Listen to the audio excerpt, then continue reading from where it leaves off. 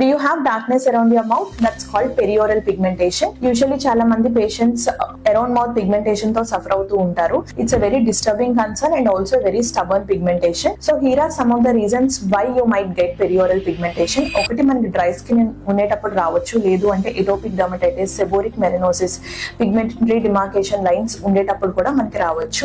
అట్లానే ఒక్కొక్కసారి మనకి ఎలర్జిక్ రియాక్షన్స్ ఉండేటప్పుడు కూడా it might trigger perioral pigmentation. So మనకి అది ఎలా స్టార్ట్ అవుతుంది అంటే ఫస్ట్ డ్రై స్కిన్ గా స్టార్ట్ అయ్యి తర్వాత చిన్న ఫ్లేకినెస్ వస్తుంది, రెడ్ గా పింక్ గా మనకి మారి తర్వాత పిగ్మెంటేషన్ అనేది డెవలప్ అవుతుంది. సో మనకి ట్రీట్మెంట్ లో we can use skin lightning creams అనేవి మనం యూజ్ చేయొచ్చు, లేదు అంటే కెమికల్స్ ఆర్ లేజర్స్ అనేవి యూజ్ చేసి మనం పిగ్మెంటేషన్ ని తగ్గించవచ్చు. బట్ అన్నిటికన్నా important what can be done to prevent it, అంటే అలా రాకుండా చేసుకోవడానికి మనం ఏమేమి చేయొచ్చు అనేది చాలా ఇంపార్టెంట్ ఇందులోని. First always use a gentle cleanser. Physical exfoliations అవి అవాయిడ్ చేయాలి, మైల్డ్ క్లెన్సర్స్ కి షిఫ్ట్ అవ్వాలి. అలానే use a good moisturiser twice daily irrespective of seasons. Compulsory twice daily moisturiser అనేది యూజ్ చేయాలి. అలానే సన్ ప్రొటెక్షన్ అనేది కంపల్సరీ ఉండాలి. ఇట్లా ఉన్నా కూడా you should use a sunscreen. When you follow all these precautions definitely మనకి పెరియోరల్ పిగ్మెంటేషన్ వచ్చే ఛాన్సెస్ మనం చాలా వరకు తగ్గించుకోవచ్చు.